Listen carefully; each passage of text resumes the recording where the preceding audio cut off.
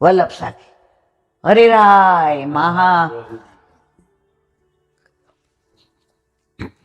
જાગત સોવત સ્વપ્ન में भोर को निज सान श्री वल्लभ व्रज ईश के चरण धरो हियमाज श्री वल्लभ चरण धरो हियमाज। रामजी बापा ઉપર કેવા ચરણ ધર્યા। કાલે ઓલા વૈષ્ણવ 2 દી પહેલા પહોંચી ગયા સૌરાષ્ટ્રના ગામડે, ગુરુદેવ કેવા પધાર્યા ચરણ ધર્યા। તમે કાંઈ નથી કરી શકવાના, હા તમે ભાવના કરો। મેં કહ્યું તું ને ઓલા વૈષ્ણવ રોજ જે દ્રઢ બોલે રાત્રે, એ ચોતરો હોય, એ સુરદાસજી છેલ્લો સમય હોય, ખંજન નયન કીર્તન ગાતા હોય અને પ્રભુની લીલામાં જવા માટે તૈયાર થયા હોય, તત્પર હોય, પણ મનમાં એક મનોરથ હોય કે મારું વલ્લભ પધારે અને એના ચરણ મારા ઉપર ધરે અને હું લીલામાં જાઉં। હવે વલ્લભ તો લીલા વિસ્તારી ગયા હતા, આસુરીઓમાં લીલા કરી, ગુસાઈજી તરત પધાર્યા, ના ઊંચા કરીને ચરણ ધર્યા, દ્રઢ એના ચરણ। તો ઓલા વૈષ્ણવ પરમદી 2 દી પહેલા પહોંચી ગયા, એ કાયમ આ બોલે અને કે મારા વાલા વલ્લભ છેલ્લે આ કૃપા કરજો। એટલે આપણે રોજ એક જ વિનંતી કરવાની કે અમારા ઉપર આ કૃપા કરજો, મગાય નહીં, પણ આટલું માગે મારો વાલો ક્ષમા કરે। તો અહીંયા શું ચરણ ધરો હિયમાજ હૃદયમાં। હવે જો આપણે ક્યાંય ગયા હોય ને, હવે પેલા કથામાં આટલી બધી ખુરશીઓ ને એવું નહોતું, કારણ કે પગની તકલીફ કોઈને હોય એવું મેં તો મારી બાને, મારા ભાભુને, મારા ફઈને, મારા કાકીને કોઈને જોયા જ નથી, કારણ કે ચૂલે રસોઈ કરે 50 વાર ઊભા થઈને બેસે।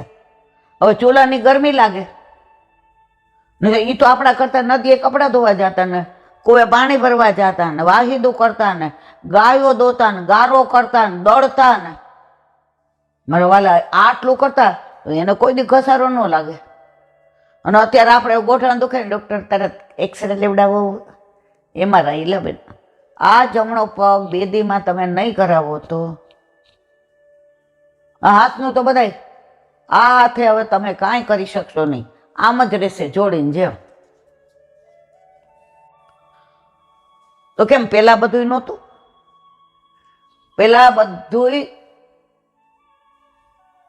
સાત્વિક હતું, રસોડું નીચું, 50 વાર તો ઉઠ બેસાય, મસાલિયું લેવાનું ને, જળ લેવાનું ને, છાણા નાખવાના ને, ફૂંકણી કરવાની ને, મીઠું લેવાનું ને, પાછું મહળવાનું ને, બધું મળે એટલે પાછી કસરત એ થઈ જાય। નાના હતા તો ખેતરમાંથી મામી કે જ્યોતિબા જે તમારે પ્રભુને ધરાવ હોય ને એ ચોટી આવો જાઓ। એટલે ચાઈને ગવાર થયો હોય ને તો એમ કહે મામી ગવાર નહોતો થયો, રીંગણ એ મામી મેં ન જોયા। હવે ચોળી તો આખો મહિનો ભાવે, પણ ભાષા કેવી કે તમારે જે ધરવું હોય એક એક ચોળી તોડી દઈએ। હવે એ ઓર્ગેનિક, એ લોકો ત્યારે એવા કાંઈ ખાતરમાં નહોતા સમજતા, એ ઓર્ગેનિક ચોળી આવી, હાલો શીખવાડું છું, મારે કઈ તમારે એવું શીખવું ને, હું તોડી આવી ને બસ હવે રમવા જાઉં છું। મને યાદ નથી લગ્ન થયા સુધી મને હરખા રોટલી દાળ ભાત શાક આવડતા હોય, મારું ભણવું મારી પ્રવૃત્તિ। તો આવું બધું ચોખ્ખું ઓર્ગેનિક ખાધું, આટલી કસરત, કોને ડાયાબિટીસ ને, કોને બીપી ને, કોને ગોઠણના ઘસારા ને, કોને હાથ રહી ગયા, અને અત્યારે તો એક એક ઘરમાં હમણાં જ રિપ્લેસમેન્ટ કરાવ્યું, ઈલાબેન 2 પગમાં નીર, ઓકે હીરાબેનને ઈ જ છે, પણ મારા વાલાને એક કહું છું બાપા એ રિપ્લેસમેન્ટ ને ફિપ્લેસમેન્ટ રહેવા દે છે।